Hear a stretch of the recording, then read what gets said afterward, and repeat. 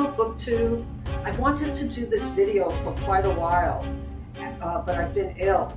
So I think it's the perfect time to do this video because I just agreed to be one of the hosts of next month's March Mystery Madness. Not that this video is about mysteries only, or at all really. It's 5 books I'm too afraid to read. I know that sounds funny, but why would I be too afraid to read a book, especially if I bought it? That's a good question, and we're going to dive into that right now. The first 2 books were written by the same author, Karin Slaughter, and the first book I bought, and I bought this book, The Good Daughter, because I was too afraid to read her very famous book, Pretty Girls, which I just took out of the library, and I'm still too afraid to read it. Let me explain. I read an article in Writer's Digest about Karin Slaughter and how wonderful a writer she was, but she also writes a lot about violence against women.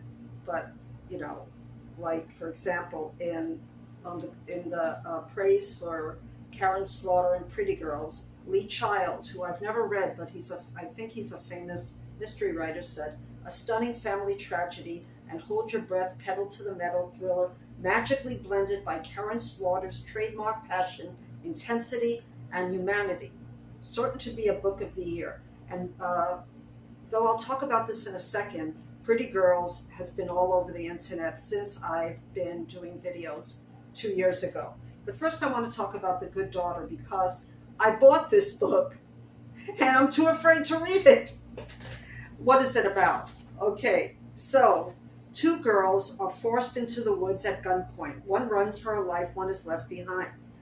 The stunning new novel from the internationally won best-selling author is a searing, spellbinding blend of cold case thriller and psychological suspense. I love all of these things, so why am I afraid to read it? Let me tell you more about it. 28 years ago, Charlotte and Samantha Quinn's happy small-time family life was torn apart by a terrifying attack on their family home.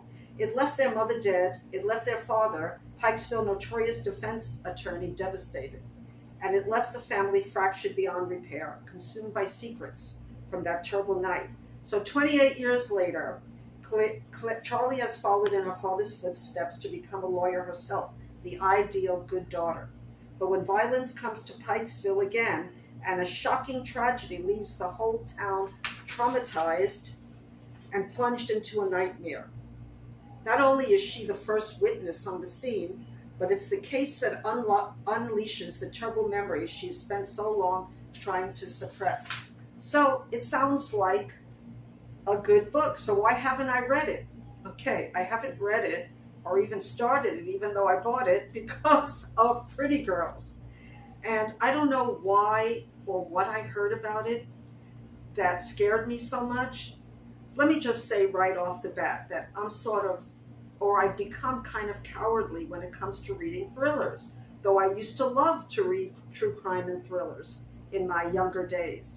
But now it seems that it scares me. Maybe it's the world that's changing.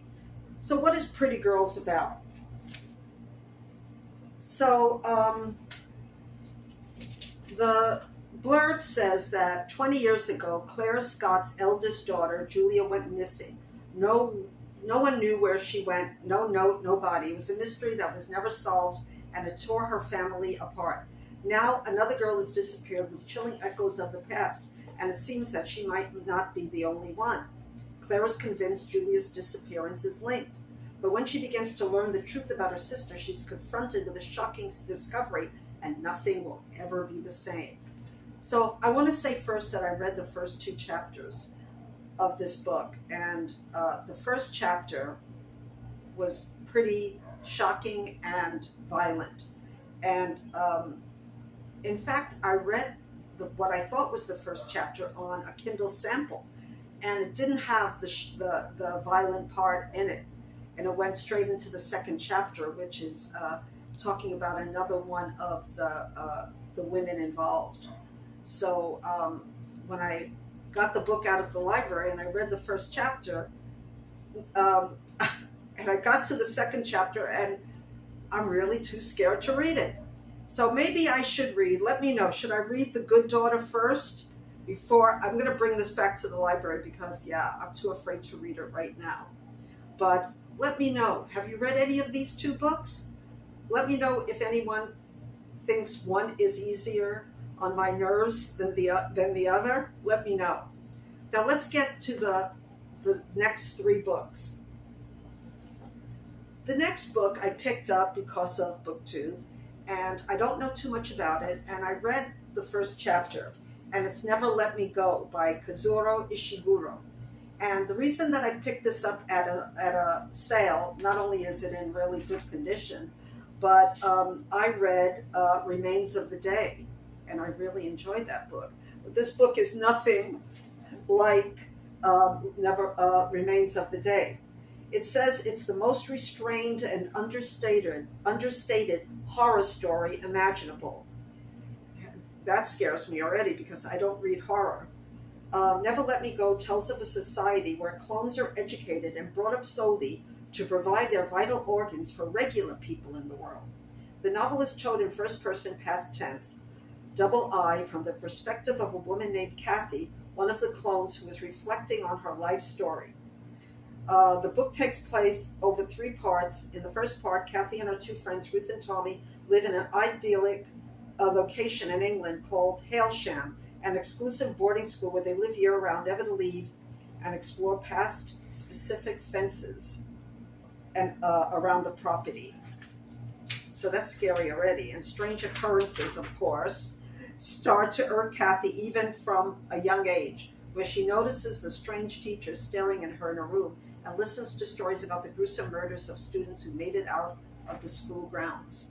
So, yeah, I don't know if I could read this book, even though I bought it. But, you know, I really like his writing. And I did read that the last chapter is truly horrific, so that kind of scared me too. Have you read this? Do you think I could make it through? Let me know. Now, the next book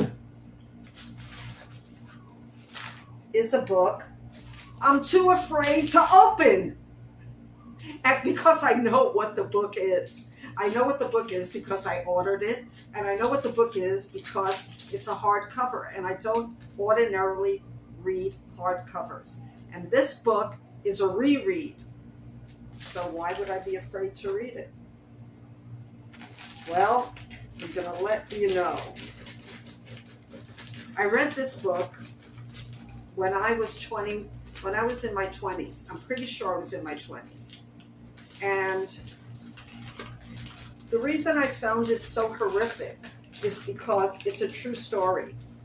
It's written by, I can get this open. It's written by Thompson. And he's passed away. In fact, the scary part is his family thinks he passed away from liver disease because of his going to Asia to research this true crime story. So that makes it even doubly horrible. Not to mention that this true story is still ongoing today.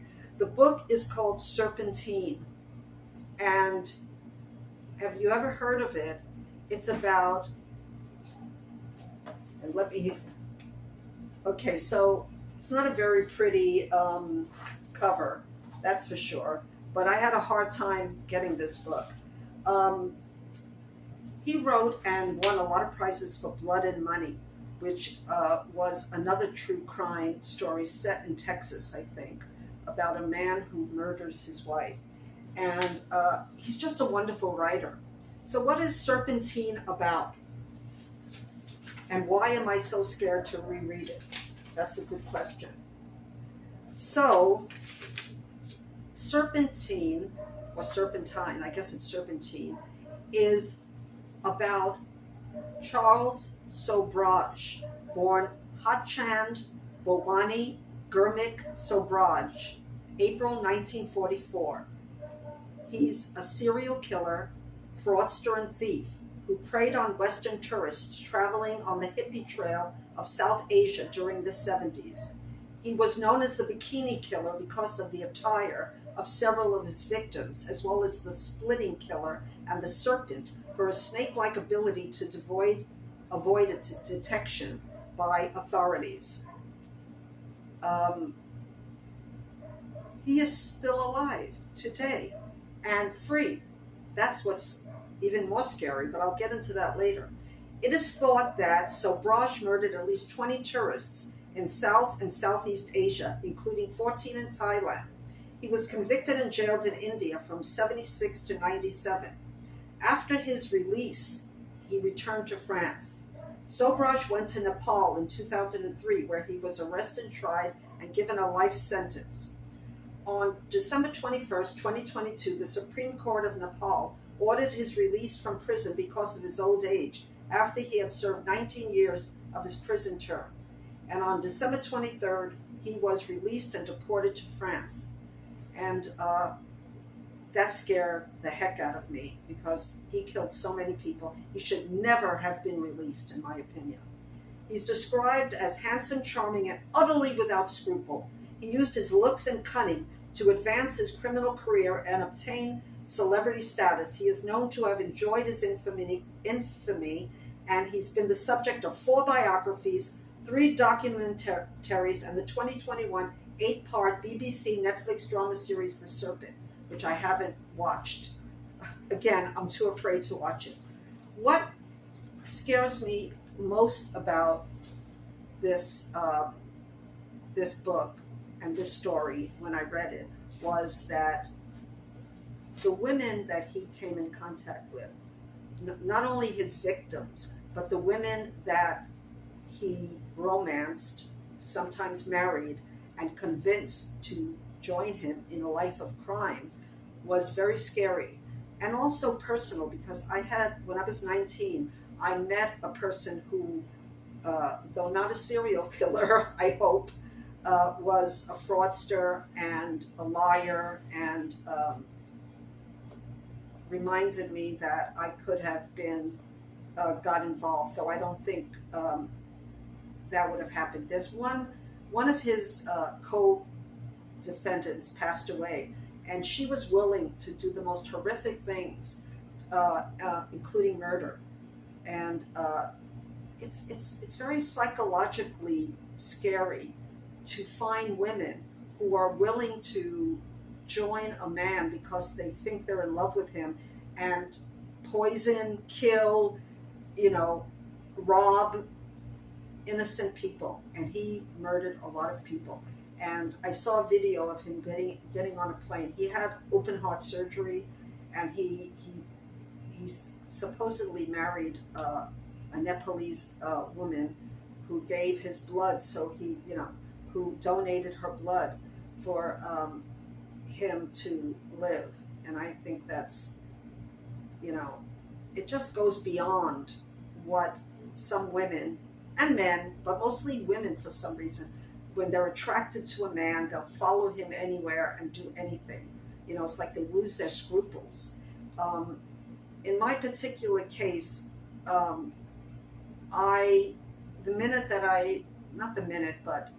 this person that I had become involved with stole stuff from me, and that was it. I changed my locks and would never speak to that person again. But then I found out, what kind of person he really was later on. But I don't think I would ever have done what, especially one Canadian woman joined him in the most horrific crimes. Anyway, I do want to read this book again, especially since he was released. And he's 78 years old now. And I think he's still a danger to society. Definitely, I don't care how old he is evil, pure evil. And the fact that Tommy Thompson, who was a wonderful person, died, researching this story is just beyond, it's just another one of his victims, as far as, I can see, I can tell, and what his family believes. Also, the fact that when I read about him and saw his pictures, you can see how magnetic personality. He was like, I think he was half Vietnamese, half French, or part Indian and part French. I'm not exactly sure, but he had very striking looks, and he was very charming. He spoke a lot of languages, and he was able to really do a lot of damage and a lot of crimes. Especially, he wanted money. That was his main reason for committing crimes. That was his motivation, was money. And even more horrible is when he was in jail, he had he was able to bribe the prisoners, the prison guards in the country where he was. I'm not sure if it wasn't Thailand, it might have been Thailand. And he lived the life of a king over there, So he did not suffer for his crimes, and he also was able to escape many, many times, use people's passports. I found one story especially sad of two Dutch newlyweds who were looking for, he said he would sell them a sapphire. And what he did to them was truly horrific. If you read this book or any of Tommy Thompson's book, let me know if what you thought of it. I wasn't scared when I first read it, but it haunted me. And I bought it because I thought about this case for so long that I kind of wanted to have it on my shelf in my library. But yes, I'm too afraid to read it. The last book I'm too afraid to read is a book I read when I was 14 years old. I bought this book when I joined BookTube, and I spent a lot of money, even for a used copy. Let me just tell you what it is. It's House of Dolls by Ka-tzetnik 135633, which refers to his number in a concentration camp. So this author was a concentration camp survivor. However, this book is a novella. It might be, nobody's sure that this is true, though he said it was. So, but other people, like from Vad Yashin in Israel, I don't know if I'm saying that right, say that it couldn't have happened, at least the way he said it was. And some people said this was based on the story of his sister, but some people said that he didn't have a sister. So, but he was in a concentration camp, and he did testify in Eichmann's trial where he fainted, trying to tell his story. And what he said basically on the stand was that Auschwitz was a different planet. The people weren't really people, they were numbers. And I guess he became overcome and he just fainted. And some of the people in there were kind of happy that he wasn't able, maybe not happy, but they were relieved that he wasn't able to tell his story, because they didn't believe that he had written other books. Let me tell you first what this book is about. It's a 1953 novella, so they're saying it's a novella by Ka-tzetnik 13563, and describes joy divisions, which were groups of Jewish women in the concentration camps during World War II who were kept for the sexual pleasure of Nazi soldiers. So among his most famous were, and this is it, 1955, The House of Dolls. So I guess that he wrote it first in Yiddish, and then it was translated in Hebrew. And he said that he described the Joy Division, a Nazi system keeping Jewish women as sex slaves in concentration camp. He suggests that the subject of the book was his younger sister, who did not survive the Holocaust. His last name was really Jenner, and his Jenner's books are still a part of the high school curriculum in Israel. Naama Schick, a researcher at Yad Vashem, so I did say it wrong, the Holocaust Martyrs and Heroes Remembrance Authority in Israel, has claimed that the House of Dolls is pornographic fiction, not least because sexual relations with Jews were strictly forbidden to all Aryan citizens of Nazi Germany. In addition, Professor Ka-tzetnik has suggested that Didner did not have a sister at all, and in his 1961 book, People, about Nazi sexual abuse of young boys, he suggests this subject was his younger brother, who also died in a concentration camp. Another thing about the author is that he was treated by a psychiatrist who gave him LSD, where he wrote a first book about his experience in a concentration camp. Though I don't have the name in front of me, I'll have it down in the description box. So, yes, it says over 5 million copies have been sold of this nightmare diary of Nazi terror. So, I'm going to read you what the back of it says, because I'm sure the back of it says that it's not a novella. It's writing of House of Dolls. Lord Russell of Liverpool says, Ka-tzetnik's books is based on a diary kept by a young Jewess who was captured in Poland when she was 14 years old and subjected to enforced prostitution in a Nazi labor camp. It is a terrible story, which nevertheless should be read. It shows the depths of bestiality to which Germans sank under Hitler during World War II. The story would be incredible were not the authenticity of its background undisputed. This stark, compassionate story has sold over 5 million copies and has been translated into more than 16 languages. It is a book that once read is impossible to forget.